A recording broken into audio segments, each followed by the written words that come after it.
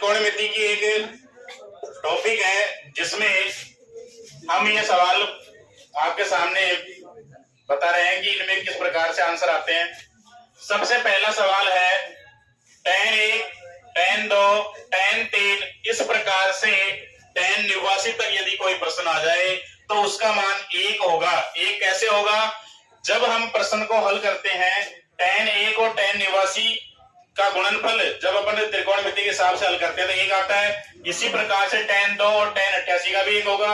इसी प्रकार tan 3 और tan 87 का भी 1 होगा।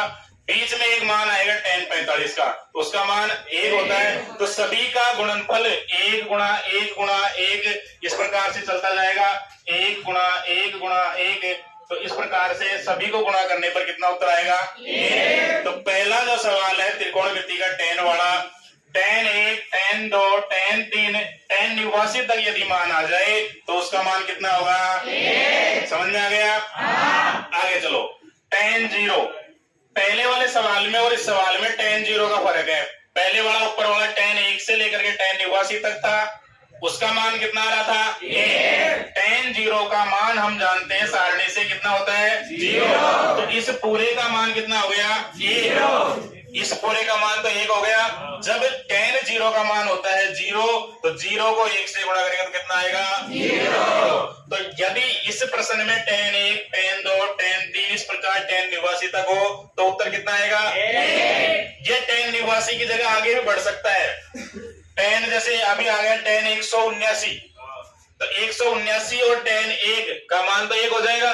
इसी प्रकार tan 2 और tan 188 का मान 1 हो जाएगा। तो सभी के बीच में आते जाएंगे तो मान उनका 1 होता जाएगा और अंत में उत्तर कितना आएगा? 1। जब आगे tan 0 लग गया,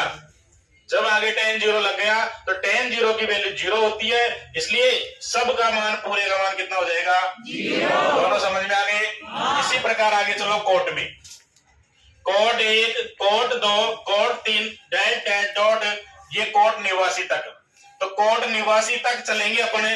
तो कोट 1 और कोट 89 का मान 90 हो रहा है, तो कोट 1 और कोट 89 को अलग अलग करते हैं तो उत्तर 1 आता है। इसी प्रकार कोट 2 और कोट 88 को हल करेंगे तो भी उत्तर कितना आता है? 1 आता है। कोट 3 और कोट 87 को हल करते हैं तब भी उत्तर 1 आता है। इसलिए इन सबका यहां तक मान कितना हो जाएगा? 1। जैसे tan वाली में हुआ था, कोट 90 का मान होता है 0, तो 1 को यहां तक मान हो गया 1, यहां से लेकर के यहां तक मान हो गया 1, तो 1 को कोट 90 का मान 0 होता है। 1 को 0 से गुणा करेंगे तो 0। आगे चलो। Cot 1, cot 2, cot 3 dot dot cot कोट 89 तक, तो ये मान कितना हो गया? 1। अब आपको हम ये बताना चाह रहे हैं कि इनका मान 1 कैसे होता है। जैसे कोट 1 और कोट 89 का मान किस प्रकार से 1 होता है वो बता दे, ताकि ये सारे समझ में आ जाएंगे। देखिए एक सवाल, जैसे हमने ले लिया tan 1, tan 89, tan 1 और tan 89, tan 1, tan 89, इन दोनों का योग कितना हो रहा है? 90। इन दोनों में से किसी एक को बदलना है। जैसे tan 90 माइनस 89 और tan 89, 90 में से 89 घटाएंगे तो 1 आ जाएगा। इसलिए हमने tan 1 को ये लिख दिया। हम जब हमने सूत्र पढ़ाए थे आपको तो हम जानते हैं tan 90 माइनस 1 क्या होता है? Coat A। tan 90 माइनस 1 क्या होता है? Coat A। तो कोट 89 और tan 89 का मान हमने 1 पढ़ा था। यदि इस प्रकार से समझ में नहीं आए तो हम tan को चेंज कर दो, चाहे कोट को कर दो। कैसे? कोट 89 को लिख सकते हैं 1 बटा tan 89 गुणा tan 89। tan 89 से tan 89 कट गया तो कितना आया? 1। अब आपके ये चारों सवाल यहां तक समझ में आ रहे होंगे। आगे चलिए साइन वाली line. Sine 1, sine 2, sine 3 dot dot dot sine 89 और साइन 90 और आगे चल दिए साइन 180। इस प्रकार के प्रश्नों में हल करने के लिए देखिए ऊपर वाले अपन ने 89 तक लिए थे, इस प्रश्न को अपन उस तरीके से हल नहीं कर सकते, क्योंकि इसको जब अपन इसकी तरह हल करेंगे साइन 1 और साइन 89 को एक साथ लिखेंगे तो चैन करके जब अपन लिखेंगे तो साइन ए और कोस ए में आएगा, जबकि हम जानते हैं साइन ए और कोस ए आपस में गुणा होते हैं तो एक नहीं होता है। इसलिए ये प्रश्न यहां तक इसका मान 1 या 0 नहीं आएगा, इसका मान कुछ भी आ सकता है भाई। जैसे साइन 45 का होता है 1/√2, साइन 30 का होता है 1/2, साइन 60 का होता है √3/2, तो कुछ भी हो सकता है। लेकिन आगे चलो साइन 90 का 1 होता है, तब भी अपन इसका नहीं निर्धारित नहीं कर सकते कि कितना मान आएगा 90 तक। तो हमने इस प्रश्न को आगे बढ़ाते हुए साइन 180 तक लिख दिया। तो यहां तक साइन 179 तक मान कितना भी हो सकता है। जब हमने साइन 180 लगा दिया तो साइन 180 की वैल्यू होती है 0। तो कुछ भी मान, ये पूरा मान यहां तक साइन 179 तक कुछ भी आ सकता है, और आगे लिख दिया साइन 180 का मान कितना 0।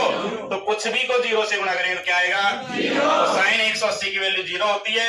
इसलिए इस सवाल को जब हम हल करेंगे परीक्षा में आ जाएगा तो साइन 180 होगा, तो हम क्या करेंगे वहां पर 0। आगे चलो, इसी प्रश्न में यदि साइन 0 आगे आ जाए, इसी प्रश्न में यदि साइन 0 आ जाए और ये नहीं हो 180, तो बताओ उत्तर कितना होगा 0 होगा। जैसे नीचे वाले प्रश्न में देखो, साइन 0, साइन 1, साइन 2, साइन 3, ऐसे साइन 89 तक, साइन 90 तक। तो आगे जब 0 लग गया, साइन 0 का मान कितना होता है 0। जब आगे 0 लग गया तो हम कितना भी बढ़ा सकते हैं इसको, चाहे साइन 179 तक ले लो, साइन 180 तक ले लो, साइन आगे कितना भी ले लो।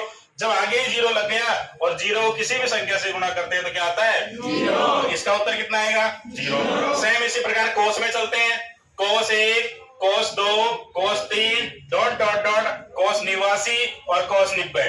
कोस 89 तक के मान हम निर्धारित नहीं कर सकते, क्योंकि जैसे अभी tan और को तो बदल दिया, tan और कोट में हो गया, जब tan और कोट कट गए तो 1 आ गया। लेकिन कोस में ऐसा नहीं होगा, क्योंकि कोस को जब बदलेंगे तो साइन और कोस में होगा, उनका दोनों का गुणनफल 1 नहीं होता है। इसलिए कोस 89 तक मान कुछ भी हो सकता है। कोस 90 की वैल्यू कितनी होती है 0। तो यहां तक जो भी मान आएगा, कुछ भी जो कितना भी आएगा उसको 0 से गुणा करेंगे तो कितना आएगा 0। तो इस प्रकार का सवाल आ जाए तो उसका वैल्यू कितनी होगी 0। आगे चलिए, कोस 0, कोस 1, कोस 2, कोस 3 ऐसे चलते गए कोस 180 तक। ध्यान से देखो, कोस 0 की वैल्यू कितनी होती है 1। कोस 0 की वैल्यू होती है 1। आगे चलो, कोस 0 की वैल्यू 1 और कोस 180 की होती है -1। अब इन बीच में इधर तो आ गया 1, इधर आ गया -1, लेकिन बीच में कोस 90 आ रहा है, और कोस 90 की वैल्यू कितनी होती है 0। जब बीच में 0 आ रहा है तो आप जब भी किसी संख्या को 0 से गुणा करोगे तो 0 हो जाएगा पूरा मान। तो कोस 0, कोस 1, कोस 2, कोस 3 आगे चलते जाओ तो इसका मान पूरा कितना आएगा 0। ठीक है, आ गया समझ में पूरा। धन्यवाद।